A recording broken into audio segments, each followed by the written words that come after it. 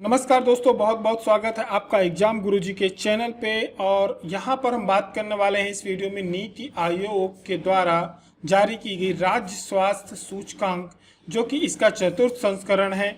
इसके बारे में हम यहाँ पर बात करेंगे। और ये आपकी मध्य प्रदेश की जो प्रारंभिक परीक्षा होगी PSC 2021 और आने वाली जो भी परीक्षाएं होंगी उसमें आपके इकाई 7 में स्वास्थ्य नीति एक टॉपिक है। बात करी जाए तो मुख्य परीक्षा की, तो मुख्य परीक्षा के जो आपका द्वितीय प्रश्न पत्र का खंड बा है उसकी इकाई 5 भी स्वास्थ्य से संबंधित है। और पेपर 3 में भी आपका स्वास्थ्य से रिलेटेड टॉपिक है। वहां पे आप इसमें जो आंकड़े हैं, जो रिपोर्ट प्रस्तुत की गई है मध्य प्रदेश के संदर्भित में, आप उसके आंकड़ों का अपने उत्तर पे यूज कर सकते हैं, जिसमें आपको अच्छे नंबर मिलने की संभावना हो जाती है। तो रिपोर्ट में हम आगे बढ़ते हैं। यदि आप MPPSC की तैयारी कर रहे हैं और आपको अपडेटेड नोट्स परचेज करने हैं तो आप एग्जाम गुरुजी के ऐप के माध्यम से परचेज कर सकते हैं। यहाँ पे सभी नोट्स जो है अपडेटेड उपलब्ध हैं। साथ में आपको नोट्स के साथ, प्री के नोट्स के साथ टेस्ट सीरीज फ्री मिल रही है। ज़्यादा जानकारी के लिए इसमें जो नंबर दिए गए हैं नीचे, आप इसमें कॉल कर सकते हैं, व्हाट्सअप कर सकते हैं, या तो आप डायरेक्ट ऐप से परचेज कर सकते हैं। शुरुआत की जाए, नीति आयोग का ये 2021 का सूचकांक था। इसमें जो रिपोर्ट में आंकड़े लिए गए हैं वो 19-20 के लिए गए हैं। ये चौथी रिपोर्ट है नीति आयोग की। और नीति आयोग ने ये जो रिपोर्ट बनाई है ये भारत सरकार के परिवार स्वास्थ्य कल्याण मंत्रालय और WHO के साथ मिलकर के ये रिपोर्ट बनाई है। और नीति आयोग, आपको मालूम है कि भारत सरकार का एक थिंक टैंक है और ये सभी राज्यों के साथ, हमारे यहाँ जो संघवाद की एक प्रेरणा है उसको लेकर के चलता है। सभी राज्यों के कई प्रकार के सूचकांक नीति आयोग जारी करता है। अभी इसने आपके परिवहन से संबंधित जारी किया था, इसके बाद इसने वाटर से रिलेटेड जारी किया, ठीक है, वाटर रिलेटेड मैनेजमेंट से लेकर के, फिर इसने हेल्थ इंडेक्स जारी किया। तो अब ये क्या होता है कि हमारे यहाँ जो राज्य हैं, सभी के सभी राज्यों के बीच एक प्रकार से कंपटीशन होना चाहिए, ताकि जैसे अब हम लोग स्टूडेंट हैं, हमारे बीच में कोई कंपटीशन होता है तो हमारे अंदर भी एक प्रेरणा होती है कि हमें इससे आगे होना है, हमारे में ये कमियां हैं, यदि हम इनको सुधार ले तो आगे हो जाए।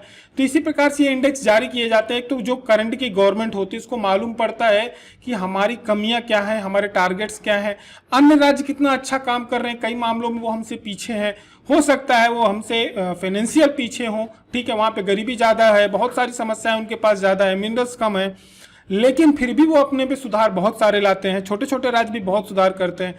तो इससे क्या फ़ायदा होता है कि जो राज्य होते हैं उनको एक प्रेरणा मिलती है। और जैसे मध्य प्रदेश ने, आप बात करो यदि कि जो है उसमें स्वच्छता में, ठीक है, इंदौर मध्य प्रदेश में स्वच्छता पे लगातार 4 वर्षों से पहले नंबर पर आ रहा है।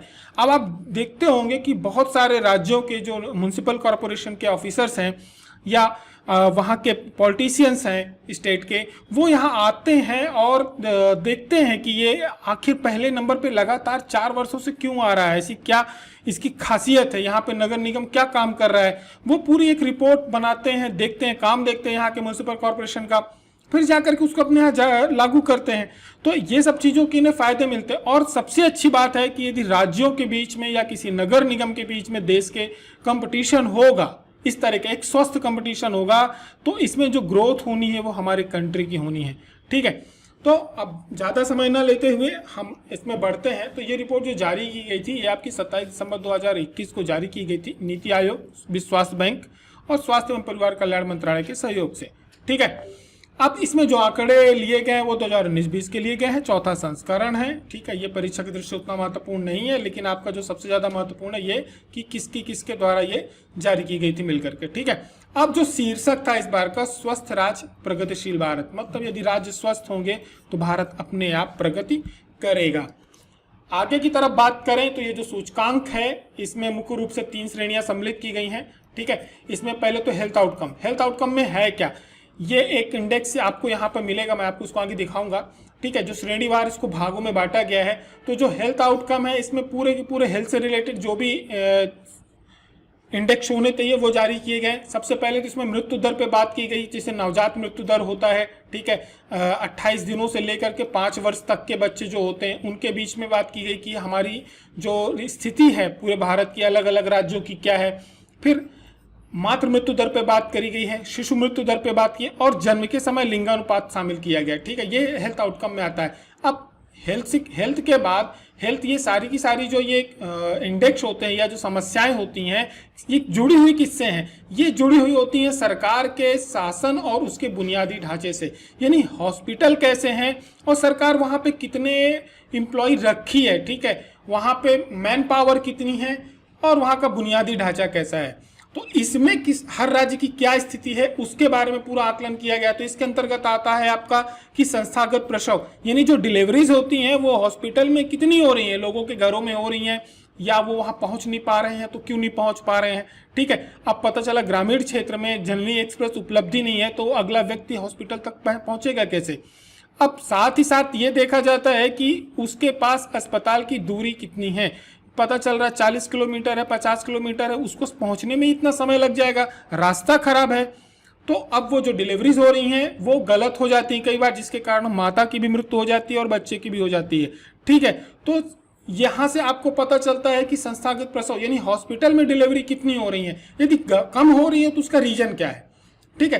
तो इसके बारे में जो नीतिगत हमारा जो नीति आयोग है उसने पूरी रिसर्च करी है।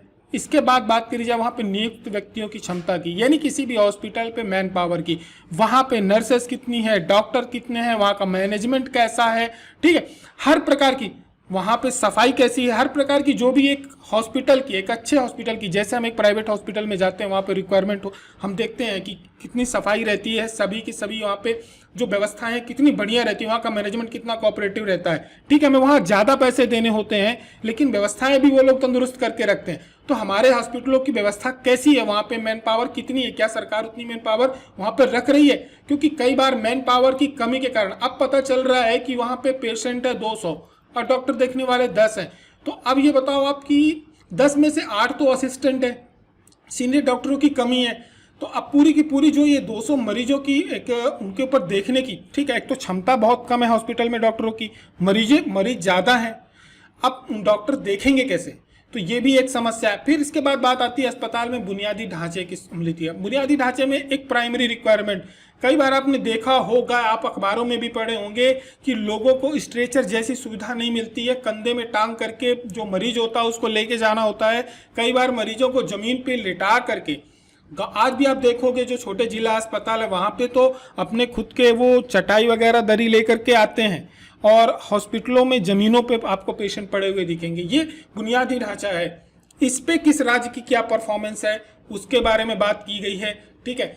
और अंत में जो इसमें तीसरा पॉइंट है कि इनपुट्स पॉइंट है, यहाँ पे जो अब क्या हुआ, ये आप मरीज गया हॉस्पिटल पहुंचा, हॉस्पिटल की व्यवस्था आपने देख ली, लेकिन वहां पे रजिस्ट्रेशन प्रोसेस क्या है, यानी वहां पे रजिस्ट्रेशन किस प्रकार से हो रहे हैं, उनको जानकारी किस प्रकार से दी जा रही है, ठीक है। यानी आपके पास आंकड़ों की कितनी सुविधा है, आप कितने आंकड़े इकट्ठे करके रखे हो, आपके पास यदि पेशेंट आया है तो उसको उसकी जानकारी आपके पास कितनी है, जन्म मृत्यु का आपका रजिस्ट्रेशन कैसा, क्योंकि जो भी जानकारी मिलनी है किसी भी हॉस्पिटल में, क्या व्यवस्था है, कैसी चीजें हैं, क्या चल रहा है, उसके बारे में जानकारी मिलती कहाँ से? उसके बारे में जानकारी जो मिलती है वो आपका जो मैनेजमेंट है उसके थ्रू ही मिलती है। तो इसमें शामिल क्या किया गया है, इसमें जन्म तथा मृत्यु रजिस्ट्रेशन शामिल किया गया है, टीबी रोग के निदान में सफलता कितनी है, ठीक है। ये सारी चीजें इस पे अलग अलग क्षेत्र को अलग अलग उसमें श्रेणियों में बांटा गया है और फिर इसके बाद ये रिपोर्ट बनाई गई है।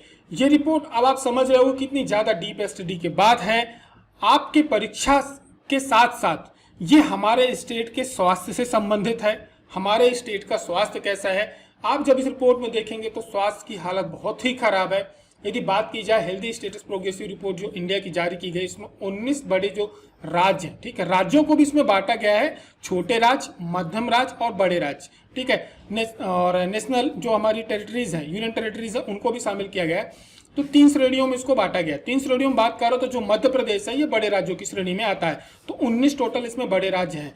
अब आप इसमें बात करोगे संपूर्ण स्वास्थ्य सूचकांकों की, यानी ओवरऑल यदि हेल्थ इंडेक्स की बात करी जाए कि पूरे राज्य के ये तीनों श्रेणियों को मिला दो आप, ठीक है, तो मध्य प्रदेश की स्थिति क्या है, तो मध्य प्रदेश 17वें नंबर पे यानी 1717 नंबर पर है। और आपको आश्चर्य होगा कि पिछले 5 वर्षों से मध्य प्रदेश 17 और 18वें नंबर पे झूल रहा है। हम लगातार यदि बात करी जाए तो पिछले 4 से 5 सालों से नीचे से तीसरे नंबर पे, ठीक है।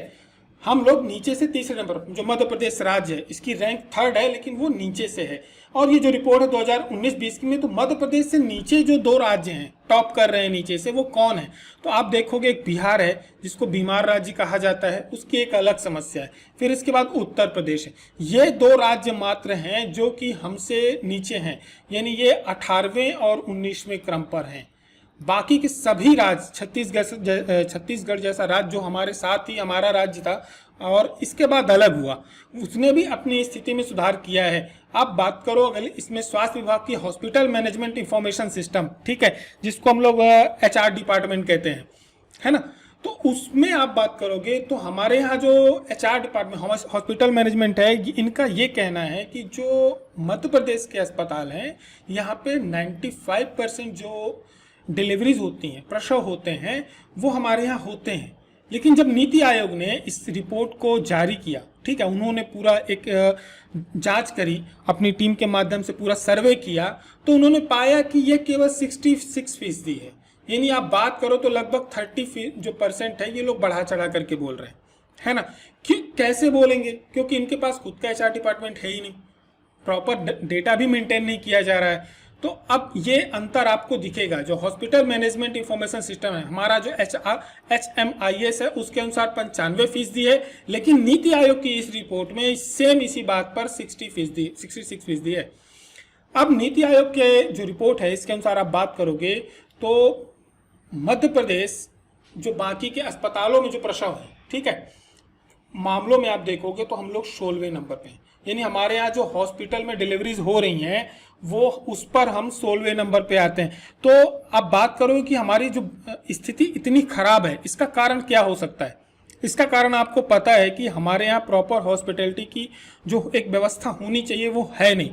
हॉस्पिटल्स में जो डॉक्टरों की संख्या होनी चाहिए वो है नहीं, ठीक है। अब मरीज के पास, तो हमारे यहाँ गरीबी है।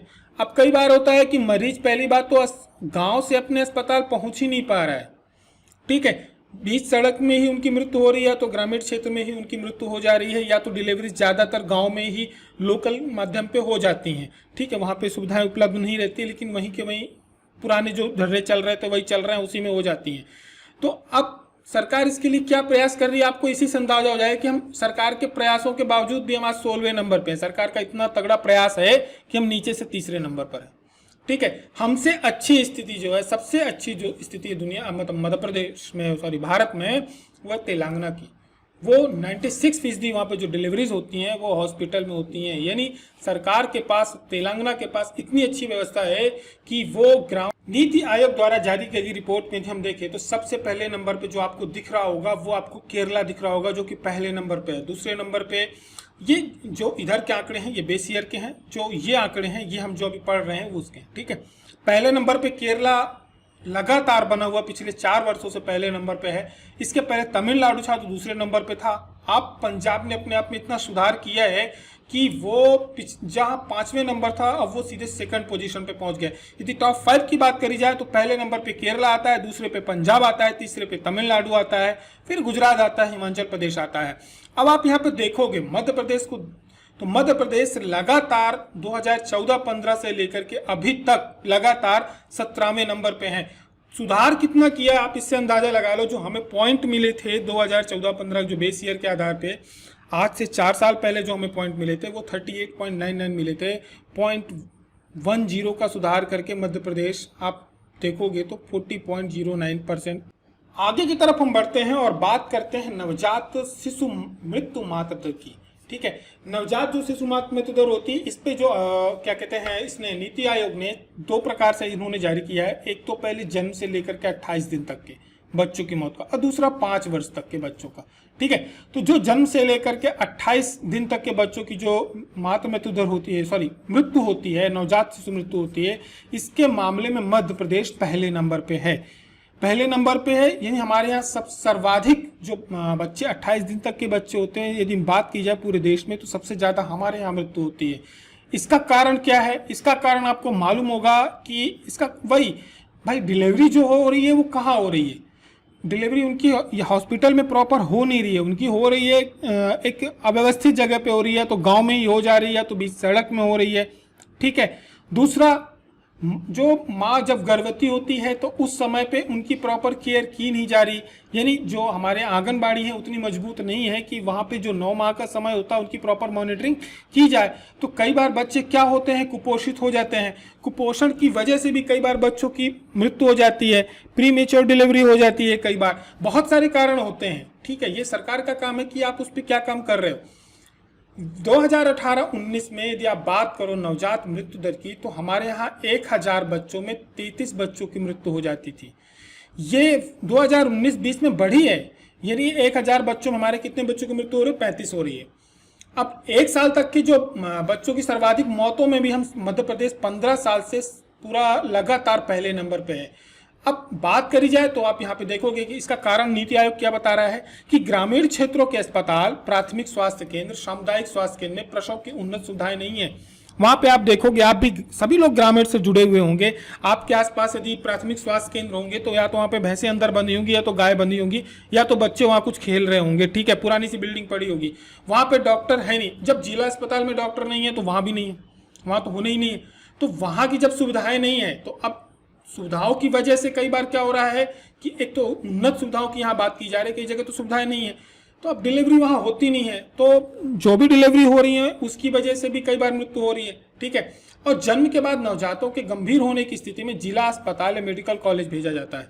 अब क्या होता है कि जब बच्चे, अब यहाँ पे भी यदि प्रसव हो रहा है, अब वो बच्चा गंभीर हो गया, कोई भी बीमारी हो गई है, तो कुपोषित हुआ, जिसकी कम वेटेड का हुआ, या उसको जॉइंटिस वगैरह कुछ भी हो गई, छोटे बच्चों को बीमारी हो जाती। अब उनको क्या हुआ कि लेकर के यदि वो जिला अस्पताल या मेडिकल कॉलेज की तरफ भेजा जाता है, वहां पे पहले से ही इतना ज्यादा बर्डन होता है, तो उनकी भी एक बार केयर नहीं हो पाती प्रॉपर, इसकी वजह से भी मृत्यु हो जाती है। अब MMR जो है हमारा मातृ मृत्यु दर है, इस पे थोड़ा सुधार हुआ है, जहां 2018-19 से 19-20 के मुकाबले में शुरुआत हुआ है। जो मातृ मृत्यु दर होती है 1 लाख में काउंट की जाती है, तो प्रति लाख प्रसव पर हमारे यहाँ 100, पहले जो 88 प्रसूताओं की यानी जो माताएं हैं उनकी मृत्यु हो जाती थी, अब ये 173 हो गया है। 15 का जो है सुधार आया है। अब ये आंकड़े कैसे हैं, कैसे सुधार आया आप ये देख लो, लेकिन फिर भी कोई हमारे हिसाब से इतना अच्छा सुधार नहीं है। बात करी जाए इस मामले में मध्य प्रदेश की स्थिति अभी भी 15वें नंबर पर है। ठीक है, हम लोगों से जो पहले नंबर पे, जहाँ पे ये पहले नंबर पे है, उसमें छत्तीसगढ़ आता है, फिर उत्तराखंड आता है, पंजाब आता है, केरल, यहाँ पर इसकी संख्या सबसे कम है। ठीक है, अब इसमें सुधार की वजह क्या है, अब आपको इसमें समझ में आएगा कि जो ये मातृ मृत्यु दर है इसमें सुधार क्यों है, क्योंकि हमारे यहाँ सीजेरियन डिलीवरी काफ़ी ज़्यादा हो रही। सीजेरियन डिलीवरी के कारण क्या है, सरकार एक तरह से कायदे से बात करी जाए तो ये बचने का एक, आंकड़े सुधारने का एक तरीका है कि जहाँ पे नॉर्मल डिलीवरी हो सकती है वहाँ पर भी सीजेरियन की जा रही है। तो उसकी वजह से क्या हुआ कि मातृ मृत्यु दर में कमी आई है। इसकी प्रॉब्लम्स आगे चल करके उन्हें फेस करनी होती है, लेकिन सरकार को आंकड़े सुधारने में एक सफलता जरूर मिल गई है। अब पहले जो था हमारे यहाँ, जो अब बात करी जाए, प्रदेश में 120 अस्पतालों में ऑपरेशन से प्रसव की सुविधा बढ़ा दी गई है। पहले ये उतनी सुविधा नहीं थी, लेकिन अब बढ़ा दी गई है। तो उसका बहुत बड़ा कारण ये बताया गया। लेकिन आप जब WHO की गाइडलाइन पढ़ेंगे या जो इसकी देखेंगे, तो यहाँ पे डिमोटिवेट किया जाता है सीजेरियन डिलीवरी के लिए। लेकिन आप यहाँ देखोगे तो हमारी सरकार ने एक इनडायरेक्टली सीजेरियन डिलीवरी। बात करी जाए टीकाकरण की, तो टीकाकरण के मामले में भी मध्य प्रदेश पूरे देश में 13वें नंबर पर आता है। सबसे पहले नंबर पे अभी आपका देखा होगा कि इंद्रधनुष करके एक अभियान चलाया जा रहा है टीकाकरण का, ये 4 नंबर का अभियान चलाया जा रहा है, सघन इंद्रधनुष। तो तब भी स्थिति हमारी ठीक ठाक नहीं है। तेलंगाना जो है पहले नंबर पे है, जिसने अपना काफी अच्छी सुधार किया। यहाँ पर संपूर्ण टीकाकरण जो है 90%। अब हमारे यहाँ मध्य प्रदेश में हर साल करीब 13 लाख बच्चों का जन्म होता है। प्रदेश में प्रतिवर्ष 13 लाख बच्चों का जन्म होता है। अब इस लिहाज से हम देखें तो लगभग 1.5 लाख के लगभग 1,30,000 बच्चे ऐसे होते हैं जिनका संपूर्ण टीकाकरण, यानी जो हॉस्पिटल में हुए तो उनको 1-8 टीके लग गए, 2-3 टीके लग गए जो लग गए। इसके बाद संपूर्ण टीकाकरण जो होना चाहिए प्रॉपर, उसमें लगभग 1.5 लाख बच्चे ऐसे हैं जो लगातार छूटे जा रहे हैं। अब इसका प्रभाव क्या पड़ेगा? इसका प्रभाव हमें जो आज से 5 से 10 साल बाद देखने को मिलेगा, 5 साल बाद लगभग कई बार बच्चों की मृत्यु भी इसकी वजह से हो जाती है, क्योंकि बहुत सारे ऐसे टीके होते हैं जो बहुत ही ज्यादा आवश्यक होते हैं। तो अब आप यहाँ पे देखोगे 15-16 से लेकर के 19-20 में, हमें मेन ये याद रखनी है, तो हमारी जो रैंक है उसमें कोई खास सुधार नहीं आया, कभी 17, कभी 18, कभी 19, फिर 17 में हम पहुंच गए।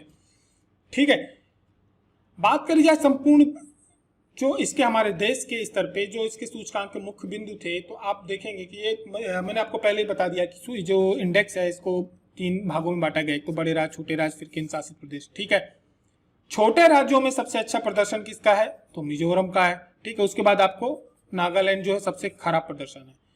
नीति आयोग की जो रिपोर्ट में बात करी जाए, जो केंद्र शासित प्रदेश है, इनमें सबसे अच्छी परफॉर्मेंस किसकी है, तो चंडीगढ़ की है। इसके बाद बाकी के जो दादर नगर हवेली है आपका, फिर दिल्ली आ जाता तीसरे नंबर पे। अब बड़े राज्यों की बात की जाए, बड़े राज्यों में जो समग्र स्वास्थ्य प्रदर्शन जिसने हर क्षेत्र में मिलाने के बाद सबसे अच्छा प्रदर्शन किया है, जहां हमारा मध्य प्रदेश का जो स्कोर 36.72 है और 19 राज्यों में हम 17वें स्थान पर। केरल का मैंने अभी आपको इंडेक्स दिखाया था, उस पर केरल टॉप पे है 82% के साथ इसने यानी इतना स्कोर पाया है। ठीक है, तमिलनाडु दूसरे नंबर पे है और तेलंगाना जो है आपका तीसरे नंबर पर आता है। उत्तर प्रदेश जो है सबसे नीचे है 30.57 के साथ। अब जो ये क्या कहते हैं, नीति आयोग जो सूचकांक जारी करता है, ये इसमें कुल मिलाकर के 24 संकेतक होते हैं। मैं 24 संकेतकों पे नहीं जाना है, जो मोटे मोटे संकेतक है उन्हें हमें देखना था। ठीक है, और इससे फायदा क्या होता है सूचकांक से, इससे सूचकांक से यह फायदा होता है कि एक राज्य की सरकार का ये पता चलता है कि उसकी स्वास्थ्य के क्षेत्र पे तैयारी कैसी चल रही है। बजट के समय तो बोला जाता है कि हम इतने 1000 करोड़ का बजट का प्रावधान किए हैं, 10,000 करोड़ रुपए हम आपको दे रहे हैं, किसके लिए, स्वास्थ्य के लिए। लेकिन आपकी स्थिति क्या है, आप खर्च कहाँ कर रहे हो, कितना कर रहे हो, जमीनी स्तर पे उसका आप कितना प्रयोग कर रहे हो, ऐसे जब रिपोर्ट्स आती हैं तो हमें पता चलता है। ठीक है, अब इस रिपोर्ट के अनुसार देखा जाए, यदि उनका ये कहना है कि जो सभी राज्यों में ओवरऑल 47% राज्य ऐसे हैं जिन्होंने पिछले वर्ष की तुलना में बेहतर प्रदर्शन किया है। ठीक है, उत्तर प्रदेश की स्थिति जरूर खराब है, लेकिन इसने फिर भी 5.57 का स्कोर इस बार ज्यादा हासिल किया है, यानी उसने अपने आप पे सुधार किया है। और केरल का हमने बताया ही कि लगातार कई वर्षों से ये चौथे स्थान पर। एक बार हम फिर से यहाँ पे इंडेक्स देख लेते हैं, तो केरल पहले नंबर पे है। शुरुआत आप इधर का देखेंगे, बेस ईयर का पीछे का। ठीक है, टॉप 5 राज्य ये हैं, आप इनको एक बार रख लेंगे। लेकिन मध्य प्रदेश का जो आपको मेन याद रखना है, मध्य प्रदेश 17वें नंबर पे है। अब मध्य प्रदेश से जो नीचे के राज्य हैं उसमें आप देखेंगे बिहार, राजस्थान, उत्तर प्रदेश है। ठीक है, अब इस सूचकांक में ओवरऑल परफॉर्मेंस में क्या था, इसको 3 भागों में बांटा गया था। एस्पिरेंट मतलब जो प्रयास कर रहे हैं कि हम एक दिन सफल होंगे, ठीक है, उनके उद्देश्य हैं। दूसरा था अचीवर और तीसरा था फ्रंट रनर, जो सामने से सबसे बढ़िया प्रदर्शन कर रहे हैं। तो आप इसमें देखोगे कि जो मध्य प्रदेश है वो अभी एस्पिरेंट है। ठीक है, और जिन्होंने अच्छी परफॉर्मेंस की है, तो मतलब जिन्होंने पिछले वर्ष से अचीवर, जिन्होंने अपने टारगेट्स तय किए थे और उन्होंने अपने टारगेट्स को पूरा किया है, यानी अचीव किया है, तो उसमें आप देखोगे Punjab, Karnataka, Chhattisgarh overall health index में। फ्रंट में यदि आप देखोगे तो केरला, तमिलनाडु, तेलंगाना, आंध्र, महाराष्ट्र, गुजरात और हिमाचल प्रदेश, ये ओवरऑल बहुत ही अच्छी परफॉर्मेंस कर रहे हैं, यानी ये फ्रंट रनर हैं। हम लोग अभी कहाँ पे आते हैं, हम मध्य प्रदेश जो आता है, बिहार, यूपी, राजस्थान। तो ये था मध्य प्रदेश का नीति आयोग द्वारा जारी किया गया हेल्थ इंडेक्स। हेल्थ इंडेक्स में सभी राज्यों की बात थी, लेकिन हमने मुख्य परीक्षा का आपके पेपर नजदीक आ रहे हैं, तो उसके लिए हमें ऐसा लगा कि आपके लिए जरूरत अच्छी पड़ सकती है, और साथ में प्री के एग्जाम भी आपके आ रहे हैं, तो वहां पर भी ये इंडेक्सों से पेपर में आपके प्रश्न आपको मिल सकते हैं। कुछ इंडेक्स और जारी हुए हैं, उन पर भी हम वीडियो बनाएंगे। आपको वीडियो कैसा लगा, क्या आपके लिए वीडियो आपके एग्जाम की दृष्टि से महत्वपूर्ण था या आपके लिए जरूरत का लगा, हमें कमेंट करके जरूर बताएं। और आपको यदि कोई आवश्यकता है, आपको ऐसा लगता है कि हमें इस पर भी वीडियोस चाहिए या आपकी कोई विशेष मांग है, तो आप हमें जरूर बताएं। आपकी नई क्लासेस मध्य प्रदेश जो पीएससी का एग्जाम होने वाला 2021 का, उसके लिए सोमवार से चालू कर दी जाएंगी। और एमपीपीएससी मुख्य परीक्षा के नोट्स कल एग्जाम गुरुजी से सभी बच्चों के डिस्पैच हो जाएंगे। हमारी मुलाकात होती है अगले वीडियो के साथ, तब तक के लिए जय हिंद, जय भारत।